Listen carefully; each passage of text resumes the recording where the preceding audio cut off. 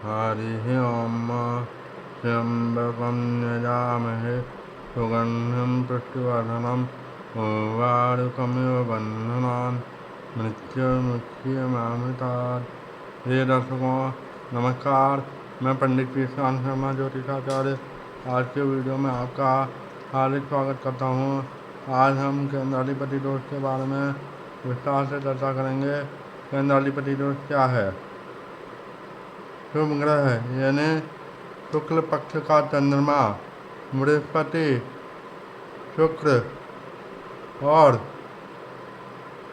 बुध पाप ग्रहों से रहित बुध यानी बुध के साथ किसी पाप ग्रह अर्थात सूर्य, मंगल, शनि, राहु, केतु की युति न हो, बुध अकेला हो तो वह शुभ ग्रह की श्रेणी में आता है। और अगर पाप ग्रहों से युति हो तो अशुभ ग्रह की श्रेणी में आता है। तो पाप ग्रहों से रहित बुध, शुक्र, गुरु और शुक्ल पक्ष का चंद्रमा ये शुभ ग्रह यदि केंद्र स्थानों यानी पहले, चौथे, सातवें और 10वें भावों में जो राशियां हैं उन राशियों के स्वामी होकर केंद्र में ही बैठे हों यानी पहले, चौथे, सातवें या 10वें भाव में ही बैठे हों तो उस राशि के स्वामी को केंद्राधिपति दोष लगता है।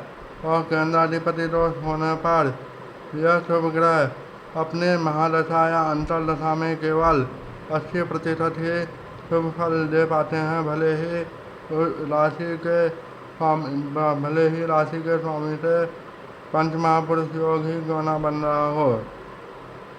यही बात अगर अशुभ ग्रहों पर लागू हो यानी अशुभ ग्रह केंद्र स्थानों के स्वामी होकर केंद्र में ही बैठे हों तो इनकी अशुभता कम हो जाती है अर्थात वह शुभ फल देने लगते हैं। यह केंद्राधिपति दोष केवल शुभ ग्रहों पर ही लागू होता है क्योंकि ये दोष लगने पर शुभ ग्रह अपनी दशा और अंतर्दशा में अपनी शुभता को कम कर देते हैं और अशुभ फल देने के लिए बाध्य हो जाते हैं, इसलिए यह दोष लगता है। अब केंद्राधिपति दोष के नियम क्या हैं आइए जानते हैं। यदि अशुभ ग्रह केंद्र के स्वामी होकर केंद्र में ही बैठे हों तो इनकी अशुभता में कमी आती है, अतः ये केवल शुभ ग्रहों पर ही लागू होता है। पहला नियम तो यह।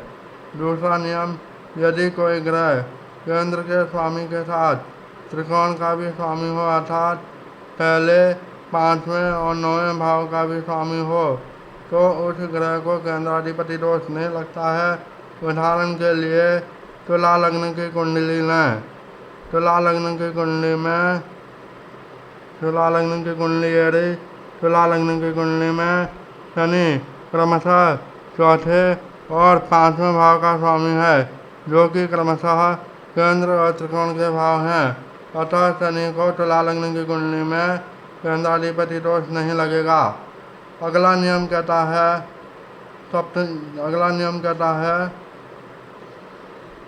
यदि कोई ग्रह केंद्र के स्वामी के साथ साथ त्रिक भाव का भी स्वामी हो तो उस ग्रह को केंद्राधिपति दोष दुगना हो जाता है। जैसे उदाहरण के लिए यहाँ पर कर्क लग्न की कुंडली है।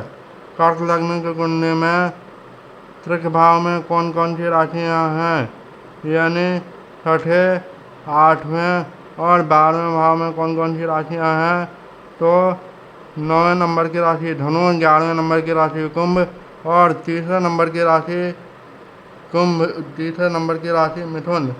यह त्रिक भावों में स्थित है कर्क लग्न की कुंडली में। अब कर्क लग्न की कुंडली में देखिए शनि जो है सप्तम भाव यानी जो कि केंद्र का भाव है, शनि सप्तम भाव का भी स्वामी बन रहा है और अष्टम भाव का भी स्वामी बन रहा है, अतः यह शनि जो है केंद्र के साथ साथ त्रिक भाव का भी स्वामी बन रहा है, अतः कर्क लग्न की कुंडली में यह केंद्राधिपति दोष दुगना हो जाएगा। इसी प्रकार अगले नियम की बात करें तो सप्तमे मार्ग के यदि केंद्र के किसी भाव में बैठा हो तो केंद्राधिपति दोष लगता है। जैसे सप्तमे मार्ग के सप्तमे यहाँ पे मंगल है। सप्तमे मार्ग के यदि किसी भाव में बैठा हो तो केंद्राधिपति दोष लगता है, लेकिन सप्तम भाव में बैठा हो तो यह दोष दुगना हो जाता है। जैसे सप्तम भाव में कौन सी राशि है? शनि। कर्क लग्न की कुंडली में शनि की राशि है सप्तम भाव में मकर राशि। अब मकर राशि का स्वामी कौन है? शनि।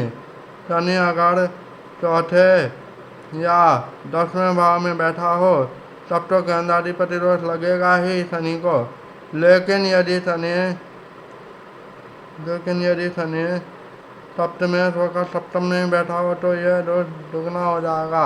यानी शनि अगर सप्तम भाव में बैठा हो तब भी यह दोष शनि को दुगना लगेगा। उसके बाद अगले नियम की बात करें तो सप्तम भाव में मार्ग के साथ राहु की युति हो। सप्तम भाव में मार्ग के साथ राहु की युति होने पर जो योग बनते हैं, जैसे गुरु चांडाल योग, अंगारक योग, इनके योग बनने पर भी इसके केंद्राधिपति दोष के परिणामों में और कमी आ जाएगी। यानी यह केवल 60% ही परिणाम देंगे। मान लीजिए गुरु चांडाल योग बन रहा हो गुरु और राहु की युति से सप्तम भाव में ही, तो इस दोष में कमी आएगी, केवल 60% ही परिणाम देंगे। उसके बाद में बात करते हैं इनके उपायों की। यदि केंद्राधिपति दोष लग रहा है तो उनके क्या क्या उपाय करने चाहिए, उसके अलावा आइए जानते हैं।